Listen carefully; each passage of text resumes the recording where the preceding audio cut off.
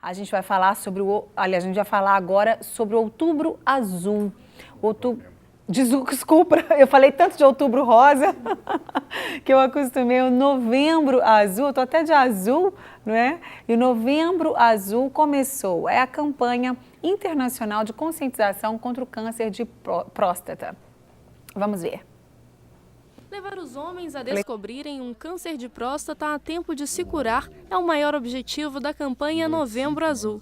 Foi o que aconteceu com Walter e Luiz Carlos. A partir dos 45 anos eu iniciei a fazer aqueles periódicos. A partir de 52, 53 anos de idade, além do PSA e os toques, eu comecei a fazer a biópsia.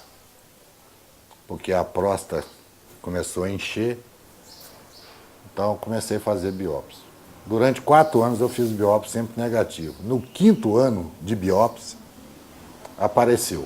Imediatamente eu passei por um outro laboratório, confirmou que era maligno. Eu estava tendo dificuldade, principalmente quando eu estava urinando, eu estava sentindo uma dor. Aí eu fui no médico, no urologista, fiz o exame do PSA e ele deu um valor alterado. Aí o médico me receitou um medicamento que eu tomei durante um mês, aí eu voltei e fiz, o PSA voltou a baixar. Aí eu fiquei mais um período sem tomar esse medicamento, fiz novamente o PSA e o valor dobrou.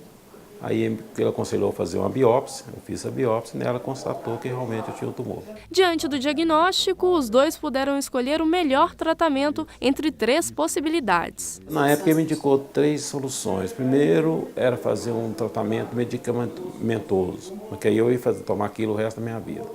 O segundo era fazer radioterapia, que ele não aconselhou porque queimaria outras células do meu corpo. E o terceiro, que ele era o mais recomendável, que era realmente a cirurgia.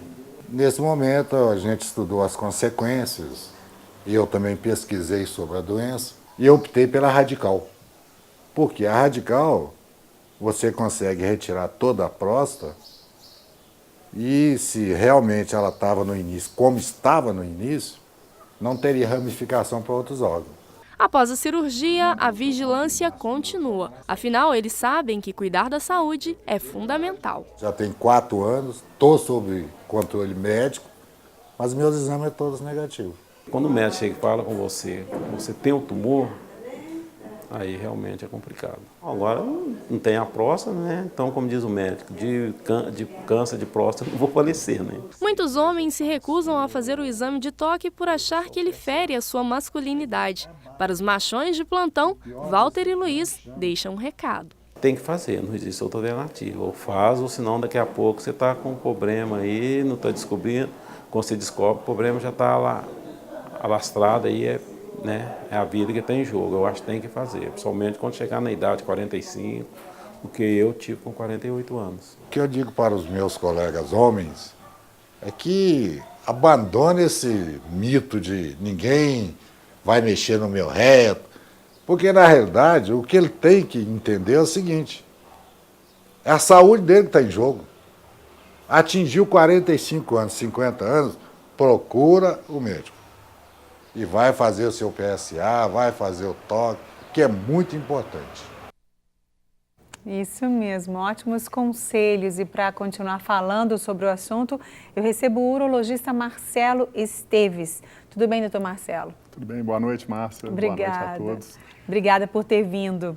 Bom, ali a gente vai falar um pouquinho, né, sobre a matéria que a gente viu, no caso, né, dos 2 telespectadores que participaram da nossa matéria.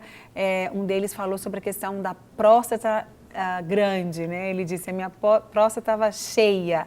A gente vai falar daqui um pouquinho. Antes, eu queria que você começasse já explicando para a gente a partir de qual idade o homem deve procurar fazer os exames periódicos da próstata, doutor Marcelo.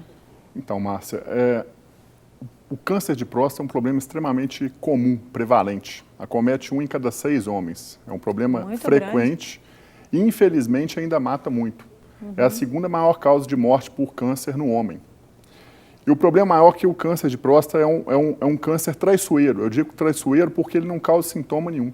Então, o homem pode estar completamente normal, sem sintoma nenhum, e pode ter o câncer de próstata. Por isso que a gente recomenda que todos os homens a partir de 50 anos, realizem um check-up da próstata com o urologista. Esse check-up ele compreende o exame de sangue, que é o PSA, e o exame do toque retal. O exame de sangue, o PSA e o toque, eles não falam se a pessoa tem ou não tem câncer. Eles dão uma suspeita do câncer. E de acordo com essa suspeita, a gente tem que confirmar ou descartar um câncer de próstata, que é o que o paciente entrevistado falou. A gente confirma ou descarta o câncer com a biópsia prostática, que é o exame que vai bater o martelo, que vai falar se a pessoa tem ou não tem câncer. O caso dos homens, os homens que têm casos na família, eles devem fazer esses exames antes dos 50 anos? Eles devem procurar antes, depois dos 40 ou não? Também não é mais preconizado que ele se preocupe com essa idade? Sim, Márcia.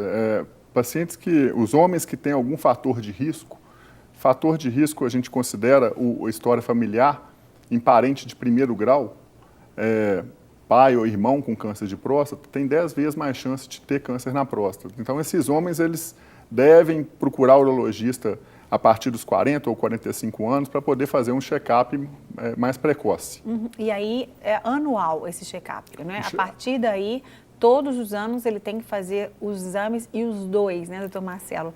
Tanto o PSA, que é através do exame de sangue, né, que o médico pede lá e ele recolhe o sangue, faz o exame para medir, né, falando da minha maneira leiga, o PSA, quanto toque. Porque muitas vezes o homem faz o PSA e fala, não, tá tudo bem, né, os parâmetros estão bons. Ele mesmo abre, ele mesmo olha, né, infelizmente a gente sabe que isso acontece muito.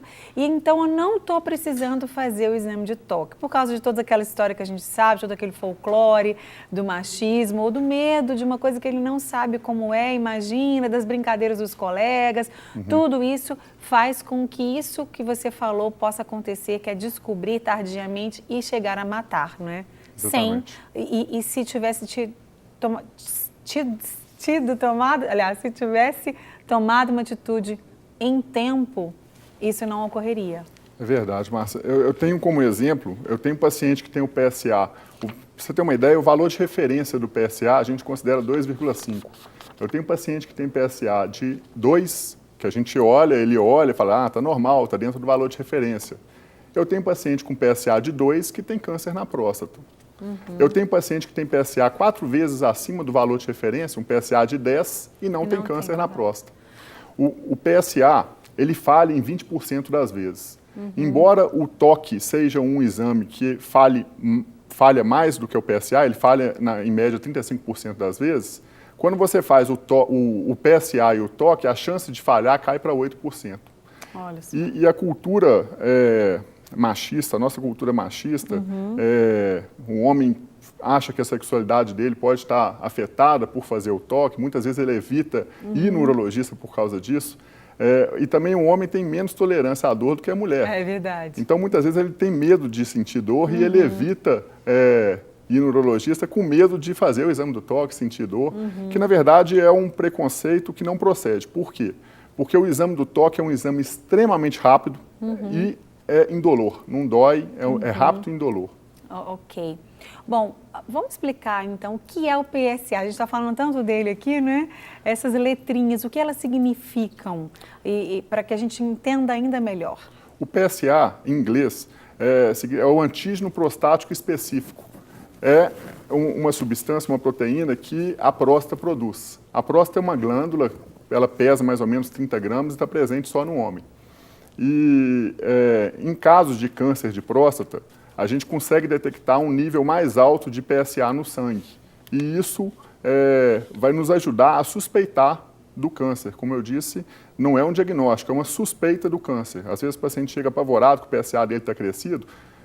Não é só o câncer que causa uma elevação do PSA. O câncer é uma causa, tem inflamação na próstata, que a gente chama de prostatite, que também pode aumentar o PSA. O crescimento benigno da próstata, que é o que o paciente falou, que é a próstata inchada, né? Ela está inchada, cheia. O que acontece? A próstata é uma glândula que a partir dos 30 anos de idade ela começa a crescer. Em todos os homens. Isso é comum. Tem homem que cresce mais, tem homem que cresce menos. E é normal o PSA também crescer ao longo do tempo, com a idade.